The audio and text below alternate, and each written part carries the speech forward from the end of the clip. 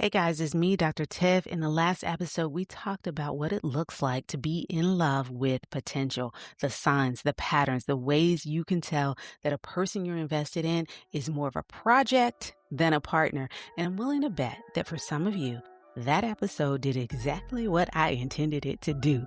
You saw yourself in that episode. Maybe you sat with it for a minute and then immediately thought, okay. But knowing all that you talked about, Dr. Tiff, knowing it all doesn't make it any easier for me to let go.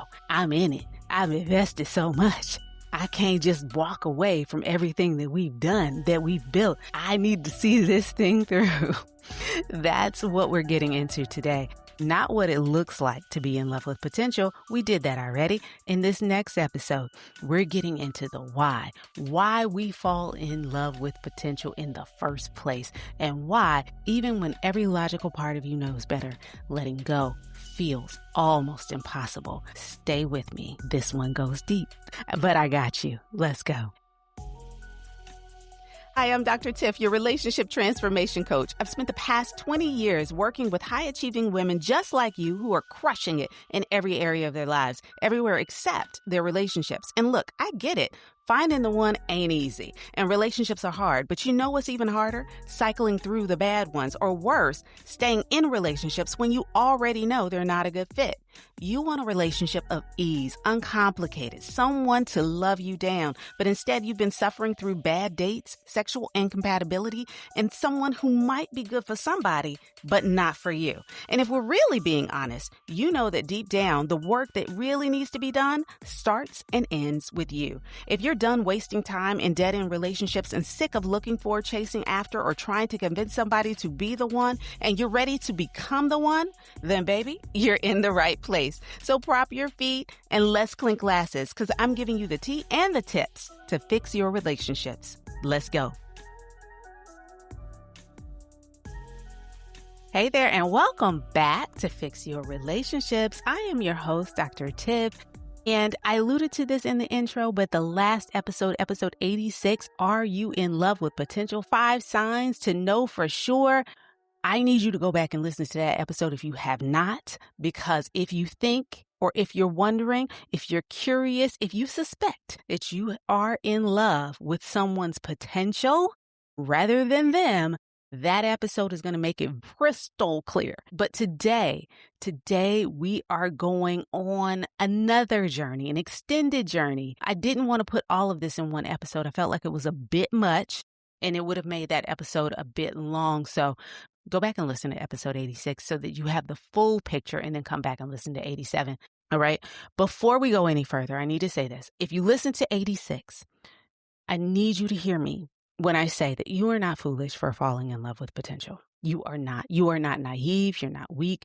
What you are is a person whose love was shaped possibly very early on, very quietly, by an environment that taught you something specific about how love works. And that lesson has been running your love life, your romantic life, ever since. Here's what I mean. A lot of us grew up in homes where love had conditions on it, where the way you felt valued, the way you felt seen and chosen and loved was tied to what you did, not who you are, how you performed, how useful you were, how much you held things together, smoothed things over, what you fixed, what you managed. Maybe you were praised as a kid when you helped out. Maybe you were the peacekeeper. You kept everybody calm and in line. Maybe you kept everybody laughing. Maybe you learned that when things were falling apart and you stepped in, that's when people really appreciated you. They loved on you. They let you know that they needed you. That's when you felt the most important. Okay. And your brain made that connection for you. Being needed equals being loved. So now, as a grown woman, when you meet someone with potential, someone who needs you, who needs your belief in them, who needs your support, who needs your investment, who needs you to pour into them, who needs you to fight for them and give them guidance and direction and show them the way. Okay. Something in the inside of you lights up when that happens. When you meet that person that really needs you, where you seem to be a perfect fit. Okay. Something on the inside lights up, not because you're foolish. Okay. Not because you're stupid, Not because you're naive, but because you have been trained to read that feeling as love all your life. That is not a character flaw, honey. That is conditioning. And I want to talk to you today about the part nobody talks about, because understanding why you fall in love with potential is one thing. Understanding why you stay even when you know better, that is a different conversation, and that's the conversation I want to have with you today. Here is what I see over and over in the work that I do with women in my practice. You don't stay because you're blind, because you missed something. You stay because leaving means something you're not actually ready to face. Leaving means admitting that the investment wasn't returned, that the time, the energy, the money, the prayers, the patience, the belief you poured into this person didn't produce the return you were hoping for. And something in you would rather keep trying than reckon with that loss. So you stay, not because the relationship is working, but because leaving feels like losing. And you are not someone who loses. We don't fail. We don't quit. Okay. And here's what I need you to sit with. There is a difference between losing and releasing. There's a difference between losing and releasing. Losing means you failed. Releasing means you finally told yourself the truth. Releasing means you got honest enough to say, I cannot love someone into being ready. I cannot build a future on a foundation that keeps shifting. I can't keep watering something that was never going to grow into what I need. Releasing is not giving up. Releasing is growing up. And there's something else underneath this that I want to make sure that we name, that we point out very clearly. Some of us have stayed because the project, the person, the potential, the fixing has become part of our identity. If you are not the one who believes in them when nobody else does, who are you actually in this relationship? If you are not the builder, the fixer, the investor, the woman who sees what others can't see, then what is your role? What do you do? And if you don't have a role, will they stay with you? If you don't make yourself useful, if you don't make it so that they just can't live without you, okay, they're not going to stay. That's the fear. That fear that without the function, you have no value is what keeps a lot of women in relationships that have already ended. Not love. It's not love. It's fear. I gave you this verse in the last episode, Proverbs 4:23. It says, above all else, guard your heart, for everything flows from it. Above all else, guard your heart, for everything else flows from it. I keep coming back to this verse because I think it means something different than what we might have been taught. And it definitely sounds different to me the more and more I read it. We hear guard your heart and we think don't let people in. Be careful who you trust. But I think guarding your heart also means this. Stop pouring from your heart indiscriminately. Stop letting the depth of your love justify staying somewhere your heart is being depleted. Guarding your heart means knowing when your love is nourishing something and when it is just leaking out. It means knowing when to stay, and it means knowing when the most loving, most faithful, most God-honoring thing you can do is to let it go. Not because they're a bad person, not because your love was wasted, but because your heart was designed to flow. And right now it is hemorrhaging. And lady, listen, let me tell you, you are worth more than a slow drain. Hey babes, I want to ask you something real quick. You're talented, right? You're driven. You show up and you deliver every single time. But is anybody showing up like that for you, sis? Or are you always the one giving more, carrying more, fixing more? Maybe you're in a relationship right now where something feels, off, like roommates, like the connection you've been longing for is just right there, but you don't know how to go about getting it. Or maybe you just quietly sworn the whole thing off because, honey, you're tired.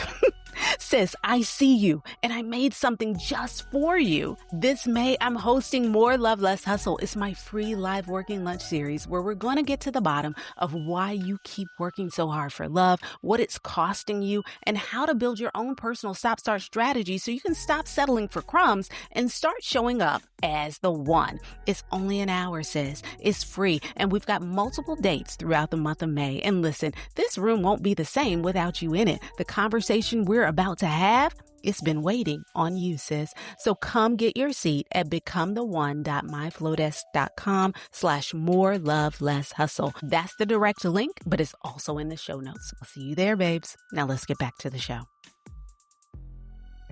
All right, guys, you know what time it is. Time to get your pen and paper, get your journal. We're writing some answers to some questions. I want you to write these down. If you're driving, you know the drill. Either pull over or pull up on me later. Come back to this later.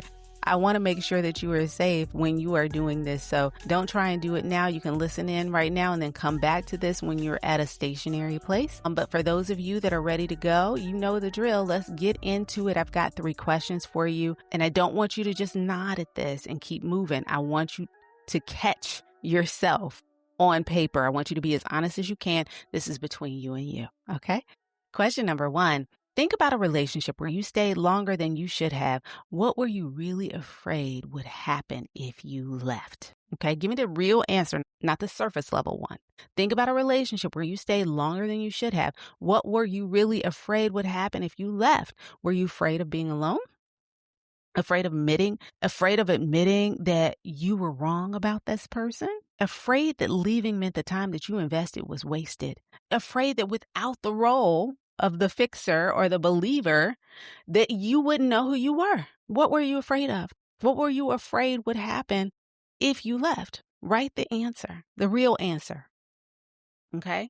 Question number 2, what story have you been telling yourself about why you're still there? And what story might actually be true? This is where the rubber meets the road, okay? This is the real one, okay? What story have you been telling yourself about why you're still in this relationship, or why you stayed so long if you're no longer in that relationship? And what story might actually be true? Maybe the story you've been telling yourself is, I just love them deeply. I know who they really are. I know it's in there. I'm just loving on them until they see it for themselves. Maybe that's the story you've been telling yourself. And maybe the true story is, I'm terrified if I let go, I'm admitting I gave my best to someone who was never going to be what I needed. So I'd rather stay with someone who can't give me what I need than admit that I was wrong, okay, and walk away. Let this go, okay? Yes, I gave my best to this person, and they didn't know what to do with it. But I'm going to take my best and walk away. That's another podcast for another day. Both of those things can be true at the same time, okay? What story have you been telling yourself about why you're still there, and what story might actually be true? Write out both, then ask yourself, which one of those have I been living from? Okay? Question number 3, if you were not afraid of the loss, what would you do? If you were not afraid of the loss, what would you do? Take the fear out of the equation just for a moment. If you knew you would be okay on the other side of this, if you knew that you would survive it, that you'd heal from it, that you'd grow from it, what would you do? Okay, what would you do right now if you knew that on the other side you could be, you can do, you can have anything that you wanted, be in the relationship that you wanted, be loved like you wanted? What would you actually do? Would you stay with this, or would you leave? The answer is your truth. Write it down. And as every week we do this, I give you one small shift to make for the week. It's not a big production. It's just one little thing that you can do to get you on the road to happiness, to healthiness, to love, to growth, to transformation. We've got another small shift this week. One thing that you can do to implement some of the things that we've been talking about today, this week, really, with these 2 episodes. The first thing I need you to do is to stop calling it love when what you really mean is investment. Love and investment are not the same thing. You can be deeply invested in someone emotionally, in terms of time, spirituality. You can be deeply invested in someone and still not be in a healthy reciprocal romantic relationship. This week, when you catch yourself saying, I love them too much to leave, okay, and you may not even say it out loud.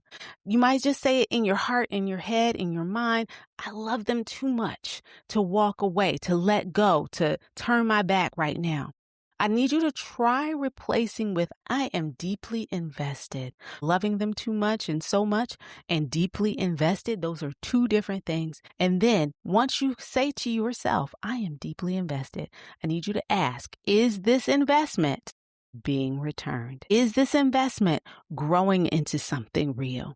Or am I holding on because I'm afraid to walk away from what I've already put in? One honest shift in language, that's all it takes. That's where the truth starts to get traction. Think about it like if if it was money? How long are you going to keep pouring money into an investment that is not giving you a return? At some point, you have to say, you know what? This has been a lesson learned for me, and take whatever you have left and walk away so that you preserve what you have. And you don't keep draining yourself. You don't keep draining your heart. You don't keep draining your love. You have to think about this not as loving them so deeply, okay? Especially if what you love is actually potential.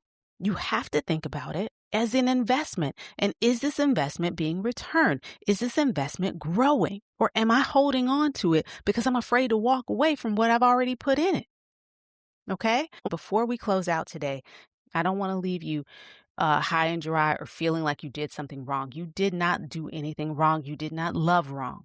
Loving someone fiercely, believing in them deeply, staying when it would have been easier to go, that is not a weakness. It is not. That is you. That is who you are.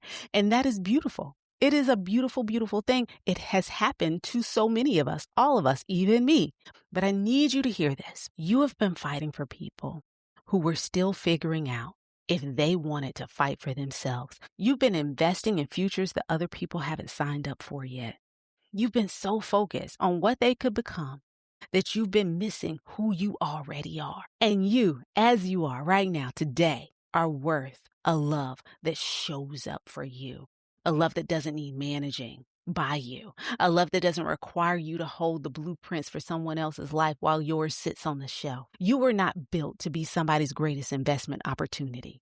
You were built to be somebody's partner, their equal, the person they choose every single day, not because they need you, but because they want you, because they love you, and you deserve to want that for yourself without feeling guilty. Amen? That is why I created More Love, Less Hustle, my free live working lunch series. It's happening all throughout the month of May. If these last two episodes have been sitting with you, have been sitting on your heart and your spirit and really confronted you, maybe even kicked you in your throat, okay? If you've been doing the real honest reckoning with yourself about who you've been showing up for and why, I want you, I need you need you to be in that room with me, okay? We're going to take all of this and build your own personal stop-start strategy so you can finally start moving a little bit differently in your relationships. Come and let me coach you through this, babes. I want to do it. I'm here. And this is a free live event. You have no excuse. I'll be offering several of these events throughout the month of May. If you want to grab your seat, go on over to becometheone.myflowdesk.com/more love, less hustle. That's becometheone.myflowdesk.com/more love, less hustle. I know that is a lot. The link is in the show notes. All you got to do is go to the show notes and you will be able to register there and pick your dates. Ladies, you are not here to be anyone's project manager. You're not renovating nothing. And you are not here to keep renovating yourself to fit someone who was never built for what God put on the inside of you. You are here to be loved fully, freely as the woman you're becoming and the woman that you are today. I love you guys so much. I thank you so much for being here, for just loving on me, for loving the podcast, and for showing up every week. I show up for you. So thank you for showing up for me. I'll see you back here next week and hopefully in More Love, Less Hustle. Go ahead and register. becometheone.myflowdesk.com/more love, less hustle. Love you. Ciao. Hey, babe, I hope you enjoyed today's episode. My goal with this podcast is to bless you with information that helps you fix those relationships that are most important to you, but not before you do the self-work needed to make sure that those relationships thrive. If this episode was exactly what you needed, then guess what? Somebody else probably needs it too. So do me and them a favor. Please share this episode with your good girlfriend and let her know about the podcast. And while you're at it, hop on over to Apple Podcasts and leave a review. This really helps to grow the podcast and puts it right in front of other women who are desperate to work on their relationships and themselves. And if you haven't done so already, I want to invite you to join our community of like-minded women all on a journey journey to become the one. You can sign up for free at becometheone.myflowdesk.com/email. I know that's a lot, so just go on over to the show notes and click that link there. Thanks again for listening to Fix Your Relationships with Dr. Tiff. I'll see you right back here next week.